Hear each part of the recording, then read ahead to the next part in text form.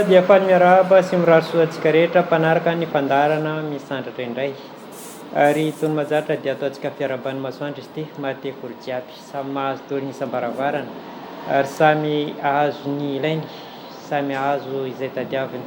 Mirary soa sy ny tsara antsika rehetra ary engane mba hitondra fiatsarana sy fivoarana antsika ny fanarahana ny fandarana.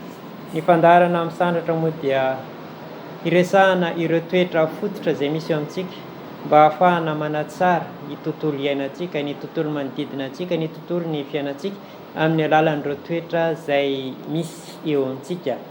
Toetra telo no efa nentintsika teto dia toetrana afo, ny toetrana rano, ny toetrana rivotra.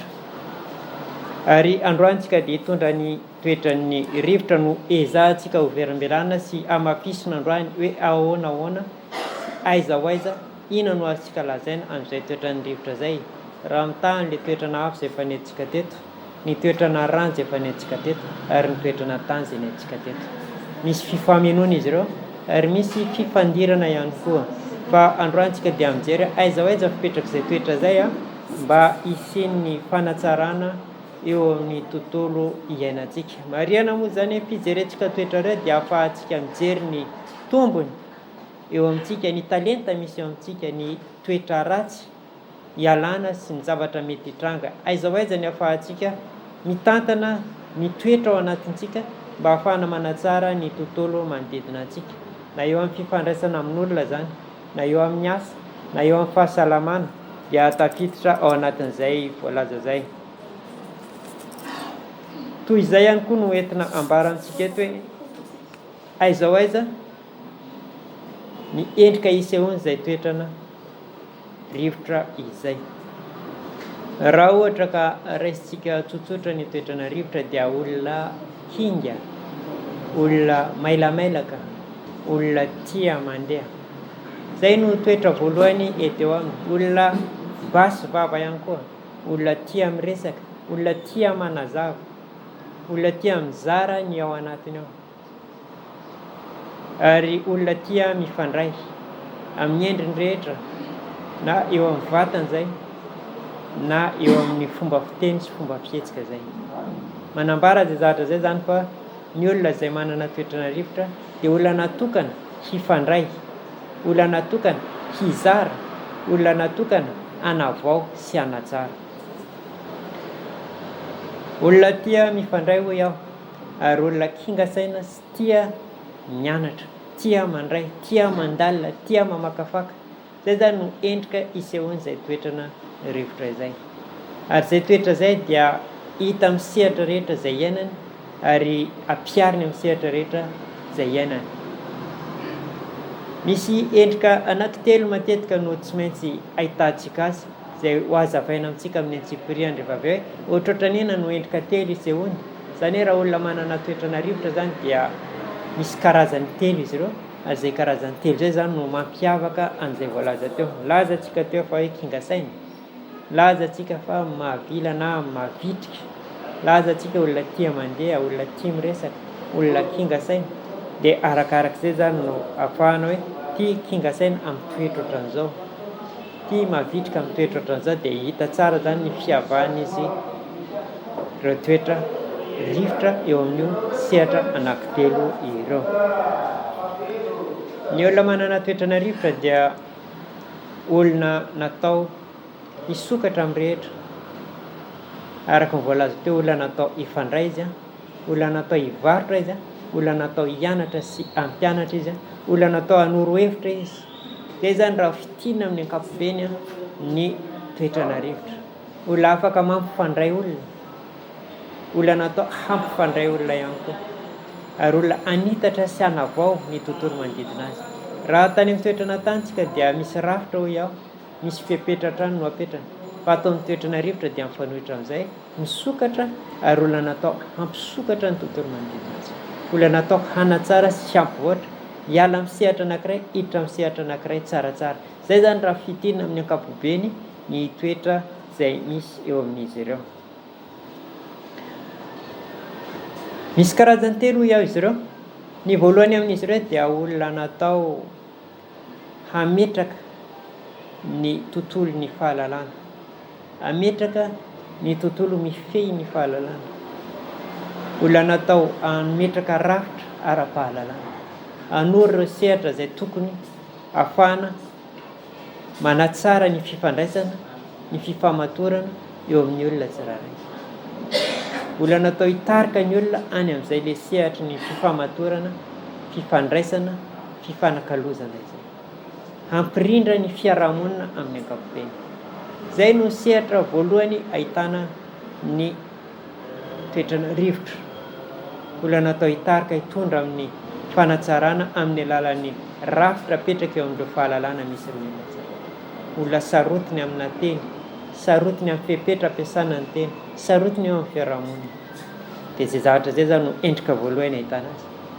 Ny faharoa dia olona tena hoe mizara fotsiny amin'izao, tsisy fepetra fa dia miteny mandray ary mizara, tsisy hoe atreto fa tonga dia misokatra tanteraka. Zay mandray, zay tsy mandray, fa dia mizara hatrany zany ny ataony. Mandeha hatrany izy, mampivoatra sy manatsara hatrany izy, ary tsisy fepetra mihitsy ny azy zany ny fiainany. Na eo amin'ny fahatanirany, na eo amin'ny toetra lehibe, na any amin'ny fahaterany, dia mitohy lalandava ary mitovy lalandava ny fihetsika ataony. Mandray, mizara ary manaparitaka, mivarotra, manampy ny olona mba hazo, manampy ny olona mba hizara. Izay zany le toetra faharoa.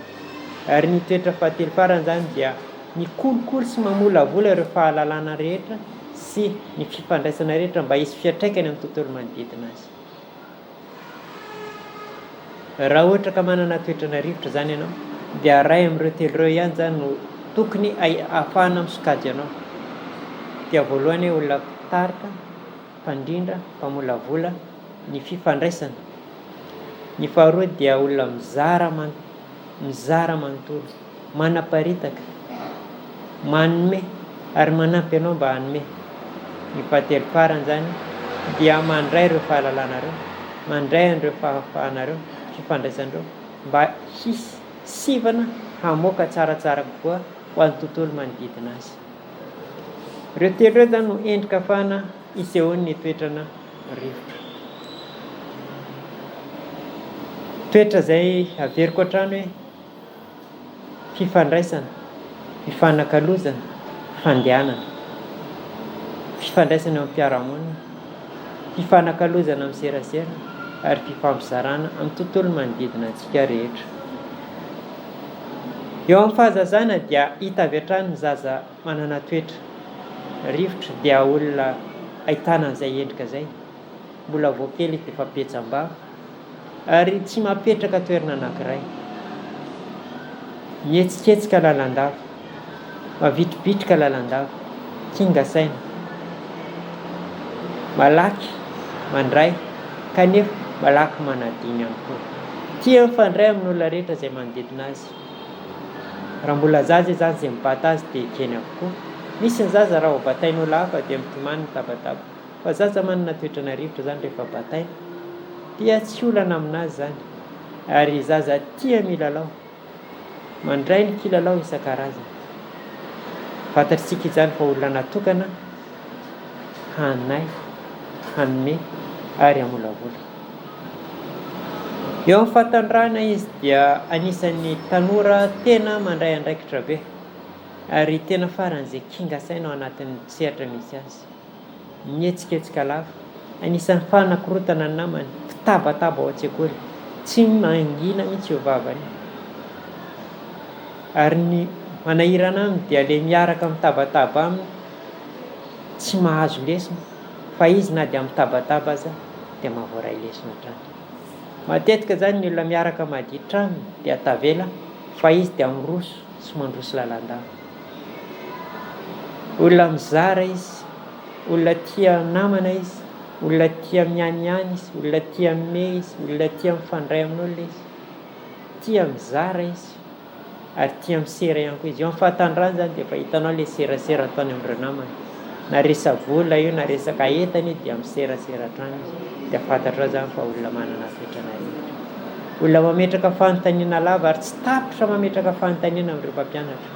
Na mpampianatra indraindray sorena amin'ny fametrahana fanontaniana zay ataony. Indraindray zavatra tsisy dikany dia ametrahana fanontaniana. Indraindray na zavatra ainy ary dia mbola ametrahana fanontaniana.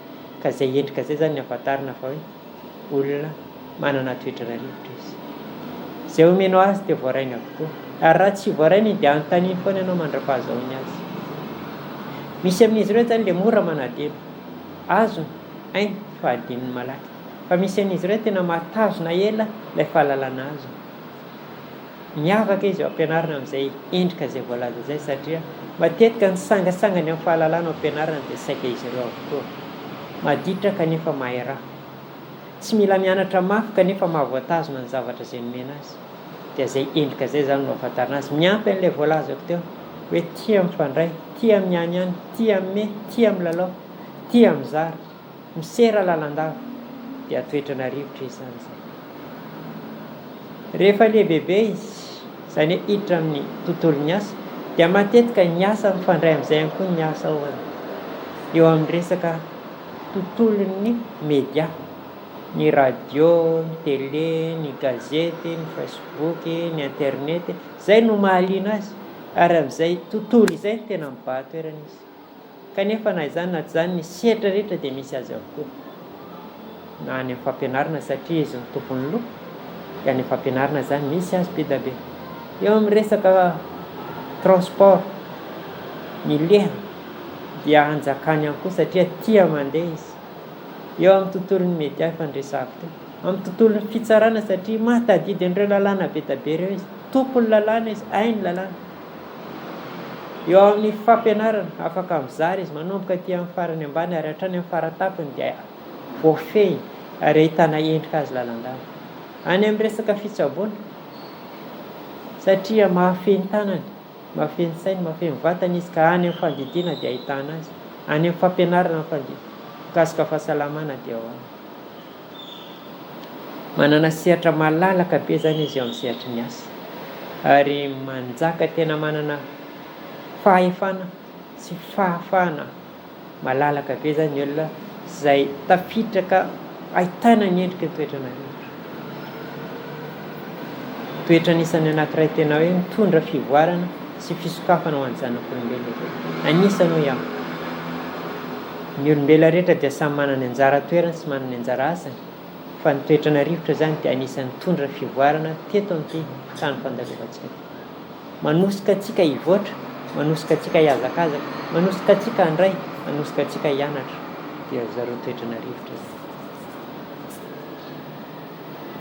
Eo amin'ny fiarahamonina dia mibahan-toerana izy satria izy ny kinga vava indrindra. Izy no mipelipelika indrindra, izy no mpanoro hevitra indrindra. Ary matetika rehefa tsy arahana ny teny ataony dia mivarina ankady ilay tsy manaraka azy satria aza adiny fa kinga saina izy. Miavaka izy zany eo amin'ny fiarahamonina ary manjaka izy eo amin'ny fiarahamonina. Ny olana eo aminy dia ny tsy maharipery ary tsy matody zavatra atao. Le saina feno dia feno, ao daholo izy rehetra. Fa ny fanatanterahana dia tsy matody izy.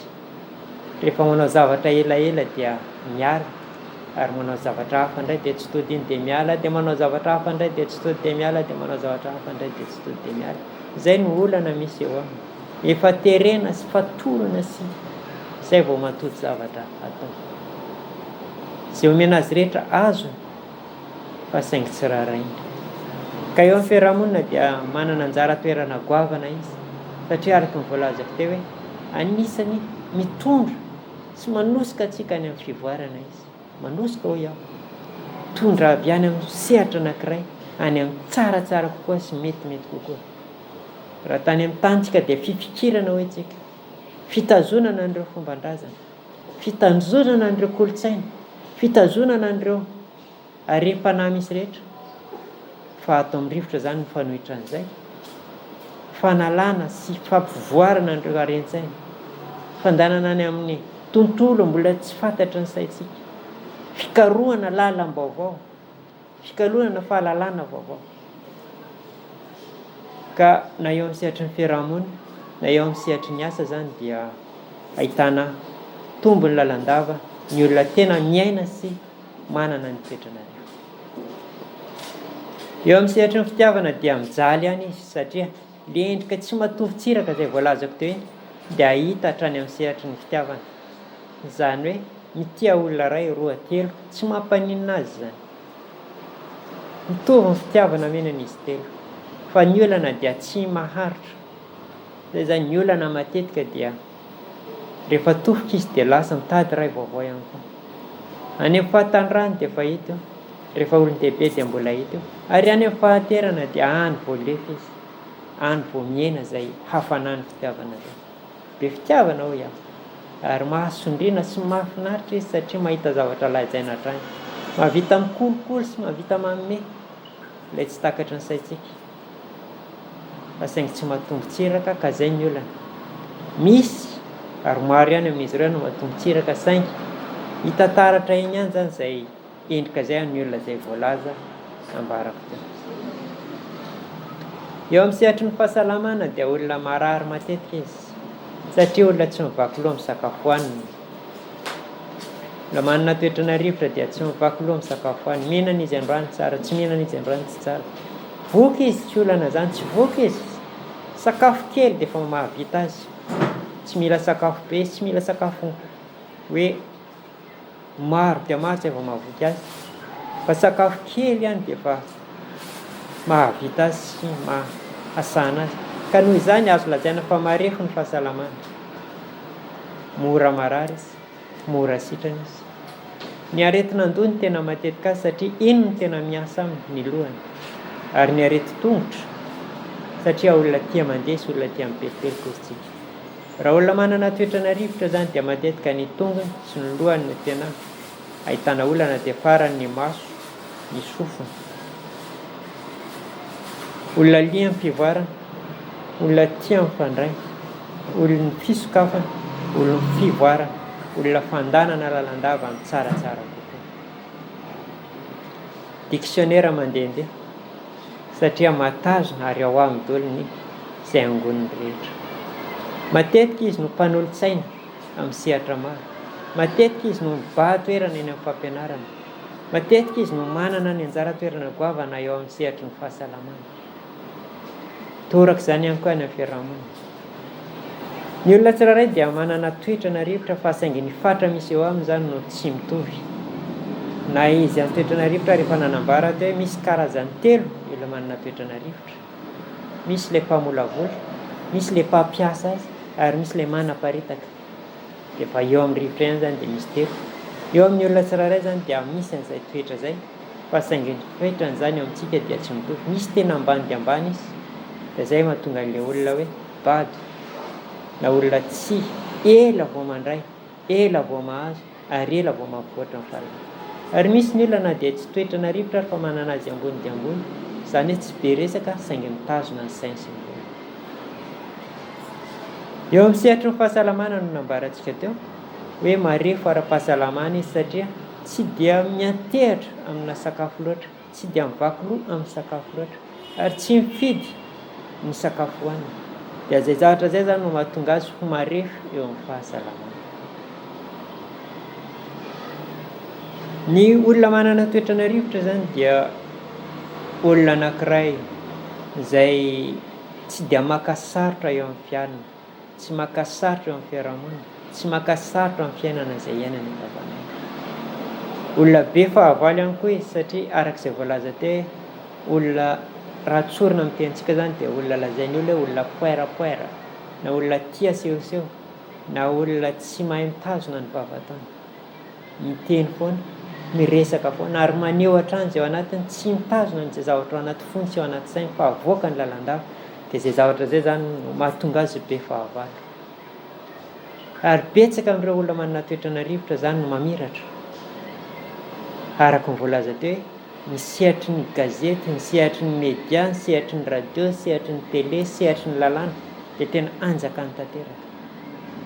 Raha samy ka singa efatra ihany izany eo ka izy no lasa eo amin'ny sehatry ny télé sy ny radio sy ny haino aman-jery dia ny azy izany misongadina kokoa satria manana saina mahavita mamoaka hevitra maro isan-karazany izy.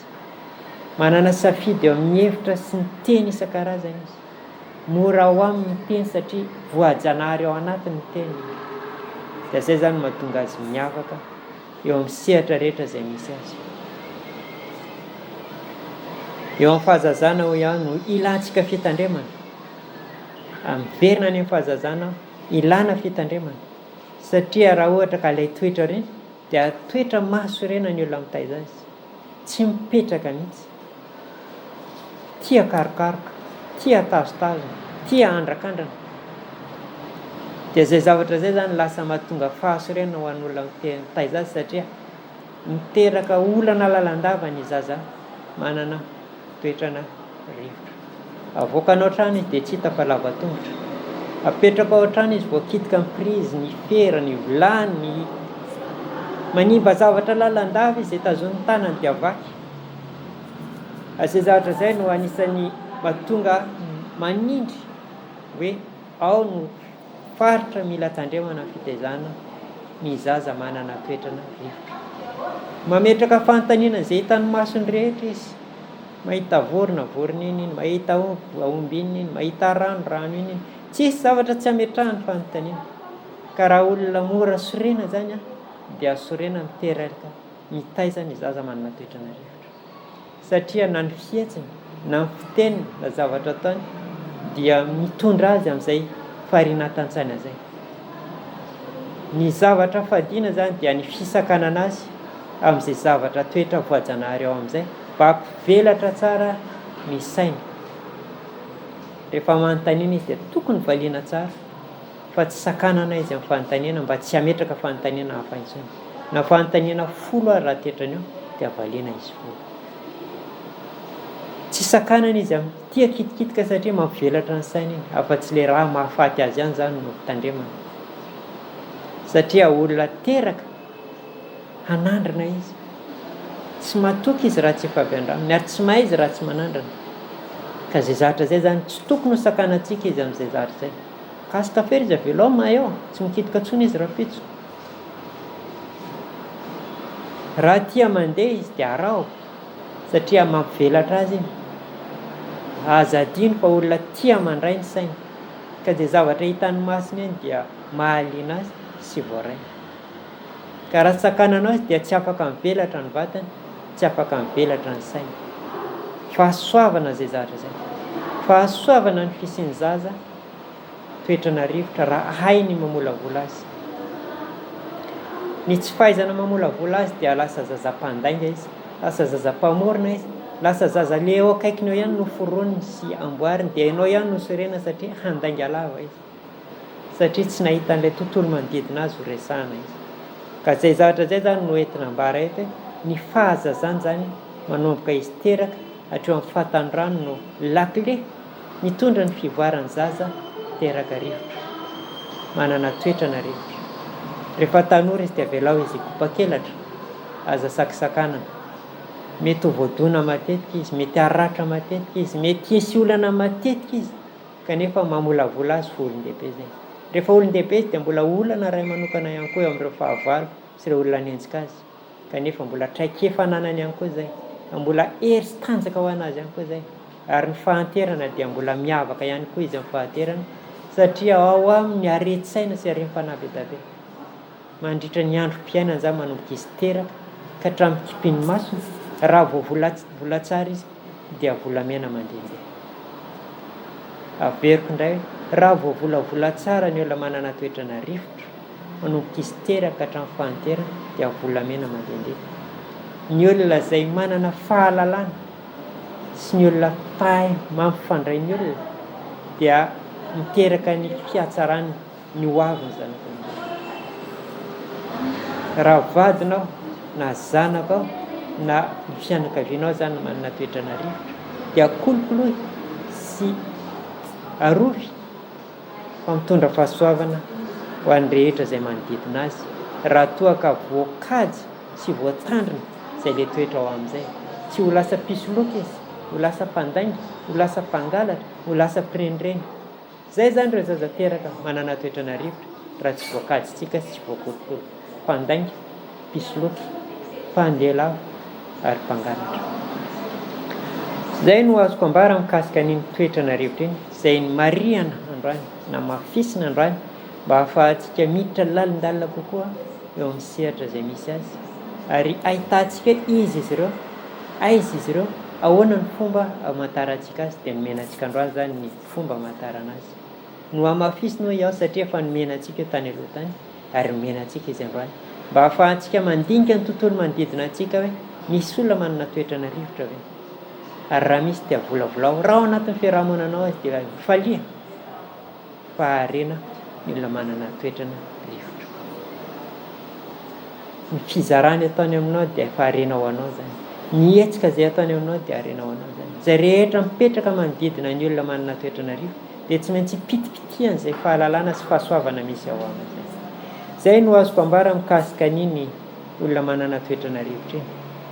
Fa dia mametraka hatrany hoe ny programa dia mampirisika antsika hatrany zany anaraka ny fandaharana misandratra izay isaky ny zoma sy sabotsy. Hitantsika ihany koa eo amin'ny Sera Studio, sikarahana any amin'ny Sera Studio. Ny Sera Studio moa dia rafitra anankiray miara-miasa aminay, manoro ireo pitsopitso madinika ara-teknika ary manosika sy manampy ny fandaharana misandratra mba anana ny toerany sy anana ny sehatra ahafahany mizara. Raha miditra amin'ny Facebook tsika zany dia Sera Studio mapetraka dia ao izy, ary misy pejy natokana ho antsika dia le hoe feu terre ahoana hoe afo rano-drivotra ny tany izay ahafahana mifampizara bebe kokoa sy mifanatona amintsika bebe kokoa, afaka mifaneraserintsika ao zany. Dia zavatra ataontsika dia ezahana avoaka anatin'ny Sera Studio, ezahana ivoaka amin'izay pejy feu terre ohatra. Etiny koa zay dia mametraka ny sehatra izay misy anay dia ny koloaina. Ny koloaina dia sehatra natao ny fampizarana voalohany, na amin'ny radio na amin'ny télé na any amin'ny toerana misy anay dia natokana hifampizarana izy voalohany. Sehatra natao hifamolavolana ihany koa. Misy fihaonana isan-kerinandro ary ny fihaonana isan-kerinandro dia natao anoroana ireo sehatra izay misy any aminao zarainao aminay ary misy ao aminay zarainao aminay. Sehatra natao hifanampiana ihany koa. Ninona olana misy aminao dia afaka manoro hevitra izay, afaka manoro lalana izay. Samy manana ny traikefa ny daholo ao aminay ao ary afaka mifampizara hoe ty ny mety aminao, ty ato ny lalana tokony hizoranao, ato ny lalana anampiananao. Fa taona maromaro no nijoroany, izay taona maromaro nijoroany koloaina zay dia hanana ny traikefa maromaro ahafahana mifampizara sy mifanome. Misy fitsaboana ihany koa arak'ilay voalaza hoe misy afaka manampy ara-pahasalamana, misy fanampin-tsakafo ahafahana manatsaratsara mba tsy hatongavana amin'ilay sehatry ny aretina, miaro antsika tsy ho tonga eo amin'ny sehatry ny aretina. Misy ny aty aorianan'ny aretina ao anatin'ny fahasalamantsika zany, misy ny ao anatin'ny aretina ary misy ao aorianan'ny aretina. Zany hoe ny alohany ny aretina zany dia misy fikolokoloana tokony ataontsika, ka izay sehatra zay zany no anjara toerana. Ao anatin'ny aretina dia anjaran'ny dokotera no manao azy. Raha mbola azo soroana ireo aretina madinidinika dia soroana, fa rehefa tsy voasoroka ireo aretina madinidinika, ny koa, kansery sy ny madinidinika dia ny mpitsabo no mandray an'izay ary ny anjara mpitsabo no hanoro lalana antsika. Ary eo aritan'ny fitsaboana dia misy ny fanaraha-maso sy ny sisa, dia samy manana sehatra raisiny ny tsirairay ao anatiny eo, ianao marary, ny mpitsabo ary ny olona manodidina anao. Zany hoe manana anjara toerany ihany koa zany ny koloaina ao amin'izay sehatra izay. Misy sehatra varotra ihany koa aminay ao, zany hoe misy fanampin-tsakafo ao, misy kojakoja madinika maro izay azonao jifaina raha ohatra ka mahaliana anao, tsy voatery ho fahasalamana foana. Manatsaratsara ny resaka volo, manatsaratsara ny resaka tarehy, manatsaratsara ny resaka bika, manatsaratsara ny resaka mémoire. Tongavany aminay fa afaka manampy anareo zany. Balabalaka mila otra, misy afaka manotra anao aminay. Otra faladia, otra felan-tanana, misy manan-talentan'izay ao aminay ao. Raha ohatra ka sery fitaniana malao tsy andeha aminao antsika vatotra koa ka dia mitongava fa manana sehatra afaka hanampy anao zay. Sehatra fialam-boly dia miezaka zay mba hisy fialam-boly, isaky ny telo volana dia misy fivoahana ny Tomasy mba ahafahana mametraka an'izay. Ary misy sehatra fampizarana na eo amin'ny Facebook na amin'ny radio zara vita na amin'ny télé misandratra. Dia zay rehetra zay zany no sehatra napetraka mba ahafahana mametraka ny koloaina eo amin'ny tontolo manodidina antsika. Afaka mifandray lalandavitsika amin'ny alalan'ny laharan-tariby izay mipetraka ao, amin'ny alalan'ny Facebook. Misy sehatra maro koa ahafahanareo mifandray aminay amin'ny alalan'ny Facebook. Eo ny Sera Studio, eo ny koloaina, eo ny Radio Sisel, dia ahafahantsika mifandray daholo izay tontolo izay. Zay angamba ny sehatra koloaina, fa marihana eto hoe misy fifampizarana traikefa zay antsoina hoe traitement traditionnel amélioré, zany hoe fomban-draza, fomba nentim-paharazana no hatsaraina. Ohatra vitsivitsy no meko, ohatra zany ny fampiasana ny ranapango rehefa mifana, ny fampiasana ny ramba rehefa midio, sy ny sehatra maro ohatran'izay, fampiasana ny menaka coco amin'ny fahasalamana maro misy amintsika izay mahasana zavatra maro, na ny orona na ny sofina na ny loha dia ilantsika ny huile coco, na ny tazo dia maro ny sehatra vita ny huile coco. Mitovy amin'izay ny ravitsara, maro koa ny sehatra vita ny ravitsara. Ireo harena ny antsika ireo zany ho ezahana ho hatsaraina sy hoentina tsaratsara koa. Ka isy ny fifampizarana sy fiofanana mikasika an'izay le traitement traditionnel amélioré zay zany manomboka le 22 mai zao mandritra ny 3 andro, kanefa miankina amin'ny fandraisan'ny olona izay fikatroka amin'ny fotoana io zany izy. Zay angamba no azo hifampizarana fa dia mametraka fisaorana ho Radio Sisel, radio télé Sisel izay mametraka sy mamela atsika amin'izao sehatra hifampizarana izao. Mametraka fisaorana ho an'ireo teknisiany isan-karazany ato amin'ny Radio Sisel. Mametraka fisaorana ihany koa ho an'ireo anatin'ny Sera Studio izay mifandray sy manampy anay amin'ny famelabelarana sy fampiofanana anay amin'ny sehatra izay misy anay. Fisaorana ihany koa ao anatin'ny koloaina izay mifampizaratra akefa. Tsy lasa indray le émission e, tsy hitandray le émission e, tsy mivoaka tsara le émission e, tsy mazava le émission e. Fisaorantsika rehetra ao anatin'ny koloaina. Fisaorana ihany koa tsika mpanaraka amin'ny fandaharana izay mitombo isy na aiza n'aiza sehatra lianay dia ahitana anareo. Tany Vorona zao dia nisy, tany amin'iny RN2 iny dia nisy, eto Tomasina tsy lazaina, ka isaoranareo ary manentana antsika lalandava. Raha misy tsy azo azonareo fandaharana izay ataonay, aza misalasala manoratra, aza misalasala manatona anay, fa ho antsika ty fandaharana ity ary hanatsarana ny fiainantsika ny fandaharana izay omenay anareo. Zay angamba ny fisaorana, fa dia mametraka veloma mandram-piona amin'ny herin'ny androany iray tsika manao misimisy, sotra betsaka amin'ny herin'ny androany iray.